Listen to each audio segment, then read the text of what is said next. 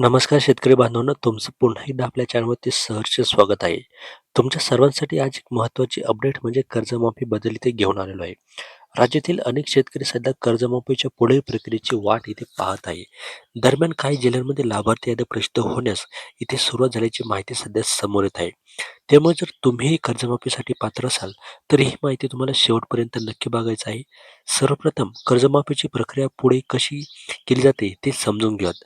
तर संबंधित बँक असेल किंवा प्रशासनाकडून पात्र लाभार्थ्यांच्या तपशील पडताळण्यामध्ये काम सुरू आहे आणि यामध्ये शेतकऱ्यांची माहिती असेल, आधार तपशील असेल आणि कर्जाची माहिती तपासली जात आहे. ज्या शेतकऱ्यांची माहिती पूर्ण आणि अचूक असेल, त्यांची पुढील प्रक्रिया इथे जलद होऊ शकते. अनेक शेतकरी विचारत आहेत की माझे नाव यादीत आले आहेत की नाही हे कसं पाहायचं? तर त्यासाठी सर्वप्रथम तुमच्या कर्ज देणाऱ्या बँकेत किंवा संबंधित सहकारी संस्थेत संपर्क तुम्हाला करायचा आहे. काही ठिकाणी लाभार्थी याद्या नोटीस बोर्डवर लावल्या जात आहेत, तर काही ठिकाणी ऑनलाईन फोटोवर माहिती उपलब्ध करून दिली जात आहे. आता पुणे जिल्ह्याबाबत समोर आलेल्या माहितीकडे पाहूया.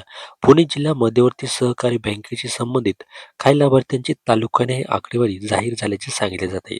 ज्यामध्ये आंबेगाव, अमरावती, दौंड, इंदापूर, शिरूर, पुरंदर, खेड, मावळ, हवेली आणि इतर तालुक्यांचा समावेश आहे. त्यामुळे या भागातील शेतकऱ्यांनी आपल्या बँकेशी संपर्क ठेवणे अत्यंत महत्त्वाचे आहे.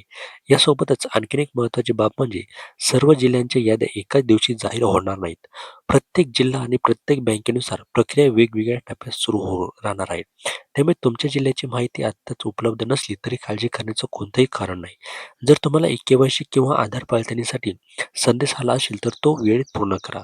कोणती पद्धत लागू आहे याची खात्री संबंधित बँका किंवा अधिकृत सेवा केंद्राकडून करून घ्या. चुकीच्या किंवा अपूर्ण माहितीवर विश्वास ठेवू नका. मित्रांनो, आमचा उद्देश तुम्हाला अधिकृत आणि उपयुक्त माहिती सोप्या भाषेत देण्याचा आहे. त्यामुळे कोणत्याही नावाची यादी, नवीन निर्णय किंवा शासनाकडून महत्त्वाची घोषणा झाल्यास त्याची माहिती आम्ही सर्वात आधी तुमच्यापर्यंत पोहोचवू. तुम्ही कोणत्या जिल्ह्यात आहात आणि तुमचे कर्ज कोणत्या बँकेत आहे हे कमेंटमध्ये नक्की लिहा. त्यामुळे पुढील व्हिडिओमध्ये तुमच्या जिल्ह्याची माहिती घेण्याचा प्रयत्न करू. व्हिडिओ आवडला असेल तर लाईक करा, नवीन असाल तर सबस्क्राईब करा आणि ही माहिती इतर मित्रांपर्यंत नक्की शेअर करा. भेटूया एका पुढच्या नव्या व्हिडिओमध्ये. तोपर्यंत धन्यवाद.